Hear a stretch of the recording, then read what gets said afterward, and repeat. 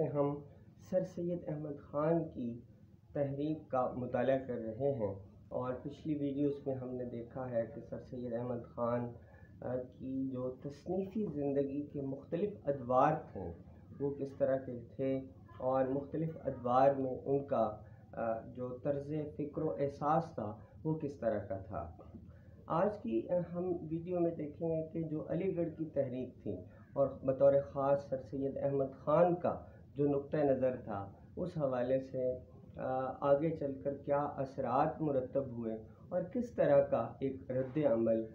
جو تھا اس عہد میں وہ ہمارے سامنے آتا ہے۔ اس بات سے انکار نہیں کیا جا سکتا کہ علی گڑھ تحریک نے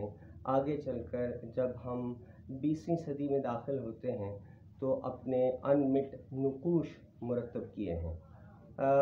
بطور خاص بہت سے لوگ سر سید احمد خان کے طرز فکر و احساس اور ان کی سوچ اور فکر سے متاثر رہے ہیں۔ ان میں بہت سارے ایسے لوگ بھی ہیں جنہوں نے براہ راست سر سید احمد خان، شبلی نعمانی اور ڈپٹی نذیر احمد سے کے سامنے زانو تلمس طے کیا۔ ان بڑے ناموں میں سے چند ایک خواجہ غلام الثقلین نقوی، مولوی عبدالحق، پھر اسی طرح بڑا اہم نام جو ہے وہ عنایت اللہ دہلوی کا ہے۔ عنایت اللہ دہلوی کے بعد مولوی عزیز مرزا بھی اسی حوالے سے اہمیت کے حامل ہیں۔ غلام الثقلین نقوی نے تو آگے چل کر عصر جدید کے نام سے ایک رسالہ بھی جاری کیا جو تہذیب الاخلاق کی بنیادوں پر استوار کیا گیا تھا، اور تہذیب اور ثقافت کے حوالے سے سر سید احمد خان کے جو افکار تھے ان کو خواجہ غلام الثقلین نے عصر جدید کے حوالے سے آگے بڑھانے کی کوشش کی ہے۔ پھر اسی طرح مولوی عبدالحق کی خدمات کو ہم اردو کے حوالے سے کبھی فراموش نہیں کر سکتے کہ 20ویں صدی کے آغاز میں جتنی محبت سر سید احمد خان کو اردو اور اردو زبان، تہذیب اور ثقافت سے تھی، اس سے کہیں زیادہ بڑھ کر ہمیں مولوی عبدالحق کے ہاں یہ رویہ نظر آتا ہے۔ اور مولوی عبدالحق نے بطور خاص جو کلاسیکل متون تھے ان کو از سر نو مرتب کر کے تدوینی مراحل سے گزارا۔ بطور خاص صبرس کا جو متن ہے اس کا حوالہ مولوی عبدالحق سے منسوب ہے۔ پھر صبرس کے ساتھ مختلف تذکرے جو اس دور میں موجود تھے، خاص طور پر ریاض الفصحاء، تذکرہ ہندی گویاں، میر تقی میر کا تذکرہ نکات الشعراء، اور مختلف شعراء کے دواوین جن کا تعلق دکن کی سرزمین کے ساتھ تھا، مثلا دیوان نصرتی اور معراج العاشقین جیسی کتب جو ہیں وہ مرتب کیں اور تدوینی مراحل سے گزار کر ہمارے سامنے ایک صحت مند متن رکھا۔ پھر اسی طرح انہوں نے خاکہ نگاری کی جو اولین کوشش ہے وہ بھی ہمیں مولوی عبدالحق کے ہاں نظر آتی ہیں کہ جو ان کی کتاب چند ہم عصر ہیں وہ اس حوالے سے انتہائی اہمیت کی حامل ہے، اور علی گڑھ تحریک میں سوانح نگاری کا جو فن تھا وہ یوں محسوس ہوتا ہے کہ آگے خاکہ نگاری میں ڈھل کر سامنے آتا ہے۔ سو مولوی عبدالحق علی گڑھ تحریک کی ایک طرح کی ایکسٹینشن ہے۔ اسی طرح مولوی عزیز مرزا کے حوالے سے ان کی علمی ادبی قابلیتوں کا ہر کوئی اعتراف کرتا ہے، اور انہوں نے وکرم عروسی کا ترجمہ کیا۔ پھر اسی طرح محمود گاواں کی سیرت کے حوالے سے ان کا خاص نام ہے۔ ان کے مقالات بھی مقالات عزیز کے عنوان کے تحت ایک مجموعے کی شکل میں شائع ہو چکے ہیں۔ مولوی عنایت اللہ دہلوی کا اگر ہم ذکر نہ کریں ترجمہ نگاری کے حوالے سے تو یہ میں سمجھتا ہوں کہ ایک ہماری کوتاہی ہوگی، اور عنایت اللہ دہلوی نے بہت سارے جو مغربی فن پارے تھے ان کو اردو میں ڈھالنے کا کام بطور احسن سر انجام دیا۔ شیکسپیئر کے متعدد ڈرامے انہوں نے ترجمہ کیے۔ اسی طرح دانتے کی ڈیوائن کامیڈی کا انہوں نے اردو ترجمہ کیا۔ اناتول فرانس کی ناول تائیس کا ترجمہ، فلابیئر کے جو ناول ہیں ان کا ترجمہ، پھر اسی طرح کپلنگ کا جو جنگل بک ہے وہ بھی مولوی عنایت اللہ دہلوی نے اس کو ترجمہ کیا، اور ترجمے میں وہ اس طرح سے مترادف الفاظ لے کر آتے تھے کہ ترجمہ تخلیق کی سطح پر فائز ہوتا نظر آتا ہے، اور اس طرح اردو زبان کو انہوں نے زرخیز بنانے میں اپنی قابلیتوں اور صلاحیتوں کا استعمال کیا۔ یہ تو ایک طرح کا اثر ہے علی گڑھ تحریک کا جو آگے چل کر مختلف لوگوں نے قبول کیا، لیکن اسی طرح ایک شدید قسم کا رد عمل یہ بھی ہمیں نظر آتا ہے علی گڑھ تحریک کا، اور یہ رد عمل دو سطحوں پر موجود ہے، ایک علی گڑھ تحریک کے اندر اور ایک علی گڑھ تحریک سے باہر۔ علی گڑھ تحریک کے جو اندر ہے اس کو ہم داخلی رد عمل بھی کہہ سکتے ہیں، جس میں محسن الملک، جس میں شبلی نعمانی اور ڈپٹی نذیر احمد، مولوی علی بخش شرر، سید امداد علی وغیرہ لوگ شامل ہیں، اور یہ ایک طرح کا ایک سنجیدہ طرز ایک رد عمل ہے، اور غیر سنجیدہ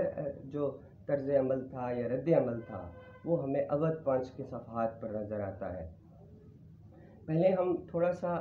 سنجیدہ رد عمل جو ہے اس کا کر لیتے ہیں ذکر کہ محسن الملک جو تھے وہ اپنے ابتدائی ایام میں سر سید احمد خان سے خاصے نالاں تھے، لیکن جب ان کو قربت نصیب ہوئی سر سید احمد خان کی اور ان کے زیادہ قریب رہے تو ان کی جو عزائم تھے ان کو انہوں نے قریب سے دیکھا تو وہ ان کے قائل ہو گئے، اور ابتدائی دنوں میں اگر ہم غور کریں تو محسن الملک کی فکر پر ہمیں مولوی علی بخش شرر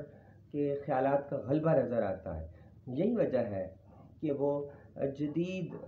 طرز معاشرت اور جدید علوم سے تھوڑا سا خائف نظر آتے ہیں، لیکن بعد ازاں وہ ان کے بہت قریبی ساتھیوں میں شامل ہوئے اور ان کے ساتھ جو ان کے اختلافات تھے وہ ختم ہو گئے۔ لیکن اس کے بعد ڈپٹی نذیر احمد نے بھی سر سید احمد خان کی جو جدید خیالات تھے اور جدید جو سائنسی اور معاشرتی فکر تھی اس پر تنقید کی، اور ان کی تنقید کا جو زاویہ تھا وہ خاصا مثبت تھا، اور انہوں نے اپنے ناولوں میں ایسے کردار گھڑے جو سر سید احمد خان کی شخصیت کا چربہ دکھائی دیتے ہیں، اور ان پر تنقید کی اور ان کو ایک خاص جو طرز معاشرت تھی اس میں ڈھالنے کی کوشش کی۔ لیکن شبلی نعمانی جو اس عہد کے بہت بڑے عالم تھے اور سر سید احمد خان سے کسی طور بھی کم نہ تھے، ان کے بھی سر سید احمد خان کے ساتھ اختلافات رہے۔ یہ اختلافات سیاسی اور مذہبی دونوں بنیادوں پر موجود تھے، اور اس کی بنیادی وجہ کو نفسیاتی بعض ناقدین بھی خیال کرتے ہیں کہ کیونکہ شبلی نعمانی فکری اور علمی اعتبار سے سر سید احمد خان سے کم نہ تھے، آزادی اظہار کے قائل تھے، اور جہاں پر انہیں محسوس ہوتا تھا کہ سر سید احمد خان درست سمت میں نہیں ہے تو وہ ان کو روکتے تھے، اور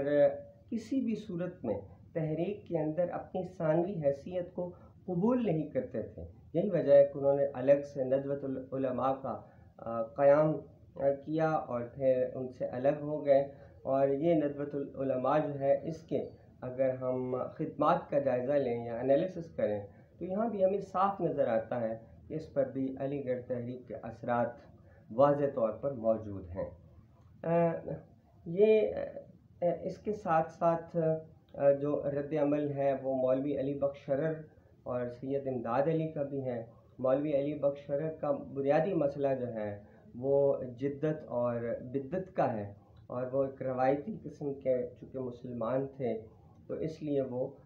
سر سید احمد خان کی فکر کے مخالف گئے، اور ان پر انہوں نے انتقاد کیا، اور مختلف رسائل جو اس دور میں نکلتے تھے جیسے شہاب ثاقب یا تائید اسلام کے نام سے ان میں انہوں نے مضامین لکھ کر اپنے رد عمل کا اظہار کیا۔ اسی طرح سید امداد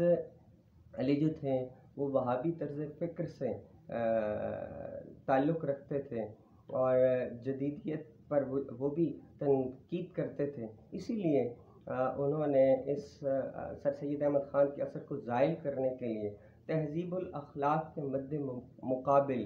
امداد الآفاق نامی غالباً ایک رسالہ بھی جاری کیا جس میں وہ سر سید کے خیالات کی تردید کرتے دکھائی دیتے ہیں۔ مولانا قاسم نانوتوی اس عہد کے اندر ایک بڑے مذہبی اسکالر کے طور پر موجود تھے۔ انہوں نے بھی سر سید احمد خان کی فکر اور ان کے انداز معاشرت پر تنقید کی۔ ان کا بنیادی جو تعلق تھا یا جو رد عمل تھا وہ یہ تھا کہ چونکہ وہ ولی اللہ اور شاہ عبدالعزیز اور مولانا اسحاق اور سید احمد بریلوی کی تحریک سے زیادہ متاثر تھے۔ سر سید احمد خان اپنے ابتدائی دور میں انہی خیالات کے مالک تھے، لیکن جب ان کے ہاں سائنسی اور فلسفیانہ اور منطقی اور استدلالی فکر ابھر کر سامنے آئی اور وہ مغربی تہذیب و معاشرت کے قائل ہوئے، تو وہاں مولانا قاسم نانوتوی کے ساتھ ان کا اختلاف ہو گیا۔ ان کا رد عمل بھی ہمارے سامنے علی گڑھ تحریک کے سامنے موجود ہے، لیکن ان کا انداز بڑا مثبت تھا۔ اس طرح نہیں تھا جس طرح کہ اودھ پنچ جو رسالہ لکھنؤ سے نکلتا تھا اور اس کے جو مدیر منشی سجاد حسین تھے، ان کا جو انداز تھا وہ خاصا تضحیک آمیز تھا۔ ایک بچکانہ پن اس کے اندر ہمیں نظر آتا ہے، اور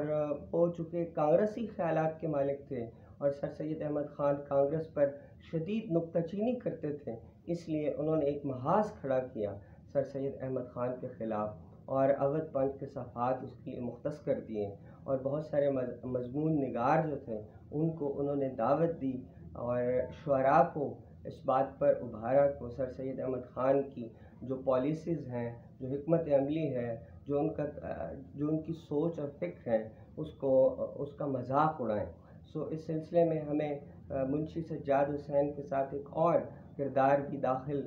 ہوتا دکھائی دیتا ہے جو سر سید کے خلاف شدید رد عمل ظاہر کرتا ہے، وہ اکبر الہ آبادی کا ہے۔ اکبر الہ آبادی نے سر سید احمد خان کا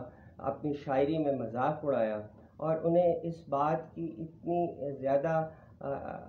جسے کہتے ہیں کہ غم نہیں تھا کہ مسلمانوں سے ان کا اقتدار چھین لیا گیا ہے، بلکہ ان کی شاعری اس بات کی مزہ ہے کہ انہیں اس بات کا زیادہ دکھ تھا کہ ہم اس تہذیب اور معاشرت اور روایات سے کٹتے چلے جا رہے ہیں جو مشرق کی ہیں اور مغربی روایت کو اپنا رہے ہیں، ہم اپنی تہذیب و ثقافت سے دور ہوتے چلے جا رہے ہیں۔ مذہبی، معاشرتی اور سماجی سطح پر انہوں نے اپنی شاعری میں اس چیز کا رد عمل ظاہر کیا اور سر سید احمد خان کے خلاف لکھا۔ ان کے ہاں جو ایک اور کردار گاندھی کا بھی ہے، اور گاندھی کے کردار کا اگر جائزہ لیا جائے تو وہ سر سید احمد خان کے کردار سے زیادہ اس سے محبت کرتے دکھائی دے رہے ہیں، اور اس کی بنیادی وجہ شاید کانگریس کے خیالات سے ہم آہنگ ہونا ہے اور سر سید کے خیالات کے خلاف رد عمل ظاہر کرنا، یہ ایک وجہ ہو سکتی ہے کہ جس وجہ سے وہ سر سید احمد خان کے مخالفین میں شامل ہوتے ہیں۔ پھر اسی طرح مچھو بیگ اور سید محمد آزاد کی کچھ تحریریں بھی ہمیں اودھ پنچ کے اوپر ملتی ہیں جس میں شدید قسم کا ایک رد عمل سر سید احمد خان کے خلاف ہمیں نظر آتا ہے، لیکن یہ رد عمل چونکہ کوئی بڑی بنیادوں پر قائم نہیں تھا، ایک وقتی اور جذباتی قسم کا رد عمل تھا، لہٰذا آگے چل کر یہ زائل ہو جاتا ہے، اور آج جب ہم علی گڑھ تحریک کی بات کرتے ہیں تو یہ لوگ اس کی ذیل میں اس لیے زیر بحث آ جاتے ہیں کہ انہوں نے سر سید احمد خان کے خیالات کا مذاق اڑایا یا ان کی شخصیت کی تضحیک کرنے کی کوشش کی اور رکاوٹ پیدا کرنے کی کوشش کی، جو آگے چل کر بہت حد تک زائل ہوا۔ اور جب ہم 20ویں صدی میں داخل ہوئے تو وہاں پر بہت سارے لوگ ایسے موجود تھے جو اسی طرح کی سیاست اور جدید اسلام اور نئی طرز فکر کے حامل ہمیں دکھائی دیتے ہیں، جو دراصل علی گڑھ تحریک کے اثرات کا نتیجہ ہے۔ تو آج کی ویڈیو میں ہم نے علی گڑھ تحریک کے رد عمل پر گفتگو کی۔ اگلی کسی ویڈیو میں ہم علی گڑھ تحریک میں شامل سر سید احمد خان کے رفقا کی فکر اور ان کی سوچ اور ان کی خدمات پر اپنے خیالات کا اظہار کریں گے۔ آپ کا بہت شکریہ۔